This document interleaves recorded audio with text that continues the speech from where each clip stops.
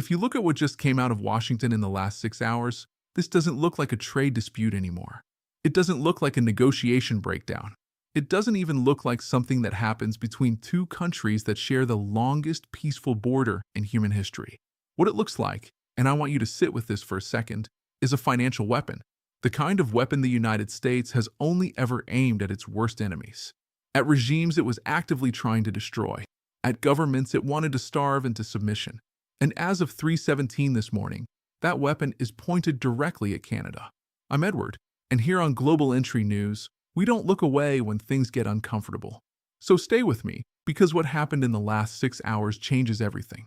The US Treasury Department issued a directive to every major American financial institution: JP Morgan, Goldman Sachs, Bank of America, Citigroup, Wells Fargo. All of them received the same order. Terminate correspondent banking relationships with Canadian financial institutions within 72 hours. Now, if you don't work in finance, that sentence might not mean much to you. So let me explain what it actually means, because once you understand it, you won't be able to stop thinking about it. Every international transaction that moves through US dollars, and that is the overwhelming majority of international transactions on Earth, passes through something called the correspondent banking system. Think of it as the plumbing of global finance. The infrastructure that nobody sees, but that everything depends on. When a Canadian company pays a supplier in Europe, that payment moves through a US bank. When a Canadian pension fund acquires assets in Asia, those dollars clear through New York. When a Canadian citizen swipes their credit card on vacation in Mexico, that transaction touches the American financial system. The correspondent banking system is not a feature of international trade. It is the foundation of it. And the United States Treasury just ordered American banks to rip that foundation out from under Canada in 3 days. Cut off correspondent banking, and you don't just restrict trade. You don't just create economic friction. You cut a country off from the modern global economy entirely. You turn their currency into something that the rest of the world cannot use. You make it functionally impossible for Canadian businesses to operate across borders. This is not a tariff. This is not a sanction. This is the financial equivalent of a nuclear weapon. And the United States government deployed it against the country that sent soldiers to storm Juno Beach alongside American troops. The country that opened every airport it had to thousands of stranded American passengers on September 11th. The country that has been America's single largest trading partner for longer than most people watching this have been alive. This specific measure, cutting off correspondent banking access, has been used exactly 3 times in modern history. Against Iran in 2012, against North Korea in 2017, against Russia in 2022. 3 countries that the entire Western world agreed were international threats. 3 regimes that had to be isolated from the global financial system for the safety of the world order. And now Canada sits on that list. A G7 democracy, a NATO founding member, a country of 40 million people who have stood beside the United States in every major conflict for over 100 years.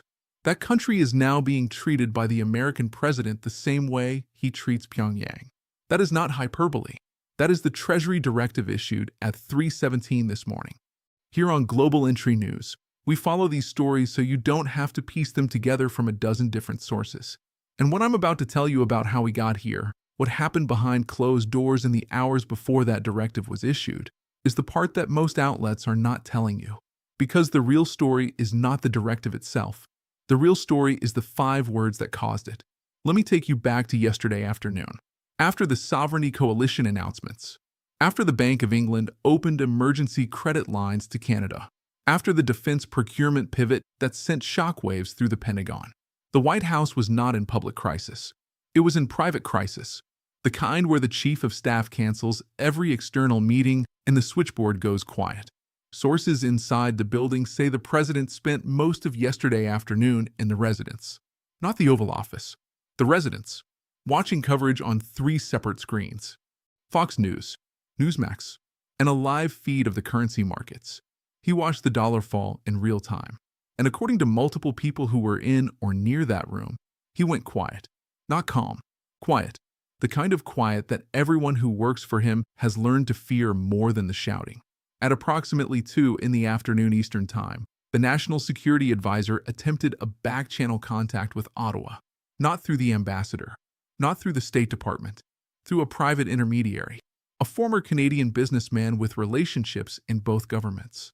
And the message that was sent was remarkable in what it revealed about the state of mind inside the White House. The president, the message said, is willing to discuss a framework for de-escalation. If Canada publicly acknowledges that the tariff dispute was a misunderstanding, read that carefully. Trump was not offering to remove the tariffs. He was not offering to unfreeze the sovereign assets that had already been seized.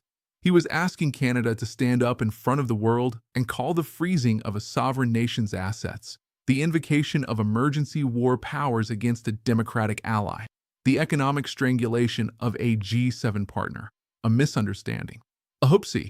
He wanted Prime Minister Carney to walk to a podium and publicly humiliate his country so that one man in Washington could feel like he won. Carney's response came back in 11 minutes. In diplomatic terms, 11 minutes is not a response time. 11 minutes is a statement. The response was a single sentence. Canada does not negotiate under coercion. We will see the president at the appropriate international forum. That was it. One sentence. And that sentence ended diplomacy. Because when Trump read that response, according to 3 separate accounts from inside the White House, he said 5 words. 5 words that changed everything. Cut them off from everything. Not a policy discussion. Not a strategic review. Not a consultation with Treasury lawyers or economic advisors or trade experts. 5 words from an angry man at 2:30 in the afternoon. And 12 hours later, the entire machinery of American financial warfare was deployed against a democracy of 40 million people because one man's ego could not handle a one-sentence rejection. The Treasury directive was drafted between 6 in the evening and midnight. We know the precise timeline because of the leak. And the leak itself is a historic event that deserves its own attention. At approximately 1 in the morning Eastern, a senior Treasury official, not a junior staffer, not someone at the beginning of their career with nothing to lose, a senior official contacted Reuters directly. They provided the full text of the directive, and they included a personal statement. The statement read, "I have served in the Treasury Department under 4 presidents. I have never seen a directive this reckless. This will cause irreparable damage to the credibility of the United States financial system. I am providing this document because the American people deserve to know what is being done in their name." That is a senior government official ending their career in public to warn the country about what their own government is doing. When the people inside the building are setting off fire alarms, the fire is real. That leak tells you everything you need to know about how seriously the people closest to this decision view what just happened. The markets did not wait for morning. Asian markets opened first. The Nikkei in Tokyo dropped 3% in the opening hour. The Hang Seng in Hong Kong fell 4%. European markets followed. The FTSE in London, the DAX in Frankfurt, the CAC in Paris, all of them opened deep in negative territory. And it was not just equity markets moving. The bond markets moved. US Treasury yields spiked as foreign holders began accelerating their sell-off of American debt. Central banks across Asia that had been quietly and gradually diversifying away from dollar holdings for months suddenly had a very loud and very public reason to do it faster. But the most significant carnage was in the American banking sector itself. JP Morgan fell 7% in pre-market trading. Goldman Sachs fell 8%. Citigroup fell 9%. Bank of America fell 11%. 11% in a single pre-market session. The reason is straightforward, and it is something every American with a retirement account or a savings account needs to understand. The correspondent banking system is not just the mechanism through which Canada accesses dollars. It is a core revenue source for American banks. Every transaction that flows through the system generates fees. Cutting off Canada does not just hurt Canada. It rips billions of dollars in annual revenue directly out of American financial institutions.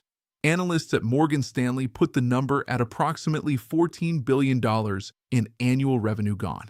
Because the president said 5 words at 2:30 in the afternoon. And here on Global Entry News, this is the part one need you to really hear, because it goes beyond the immediate market reaction. The correspondent banking system functions because of trust. International banks use American banks to clear transactions because they trust the system to be neutral, professional, apolitical, a utility, not a political tool. The moment that system becomes a weapon that a president can aim at any country that defies him, every bank in the world is legally and professionally obligated to start building an alternative. Not because they want to, not because they have any desire to move away from the dollar, but because their fiduciary duty to their clients requires them to have a contingency plan. And that search for alternatives began this morning.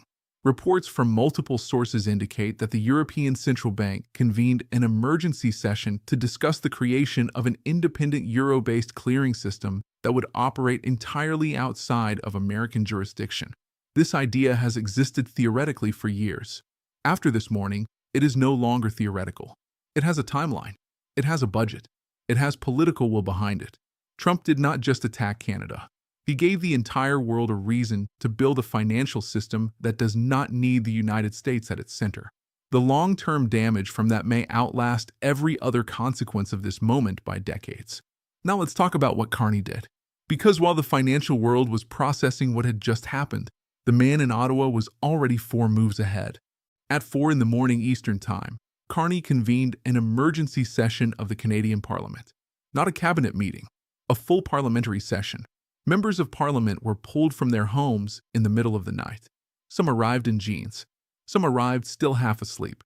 The Speaker of the House opened the session by noting that this was only the 4th emergency parliamentary session in Canadian history. The last one was convened in the immediate aftermath of September 11th. Carney addressed Parliament for 12 minutes. No notes, no teleprompter, just a man standing under fluorescent lights in the middle of the night, explaining to his country what was coming and exactly what he intended to do about it. He announced 3 measures. The first was the Canadian Financial Sovereignty Act, emergency legislation authorizing the Bank of Canada to establish direct currency settlement agreements with any willing central bank in the world, bypassing the US dollar entirely for bilateral trade. This does not mean Canada stops using dollars overnight, but it builds the legal and institutional infrastructure to make the dollar optional for Canadian international trade. And once that infrastructure exists, it does not go away when this crisis ends. The second measure was the Strategic Asset Repatriation Directive. Carney ordered the immediate repatriation of all Canadian government financial assets held in American institutions. Every bond, every deposit, every reserve account held in American banks. All of it coming home. The estimated total is approximately $380 billion being pulled from the U.S. financial system. Not over months, over days. The third measure is the one that caused the most alarm inside Washington.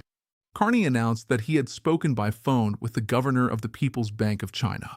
He offered no details about the conversation. He did not need to. The mere fact that the Canadian Prime Minister was on the phone with China's central bank in the middle of a financial confrontation with the United States sent a message that required no translation. You are pushing us toward your adversaries. Is that what you intend? Canada is not becoming a Chinese ally. Carney is not pivoting to Beijing.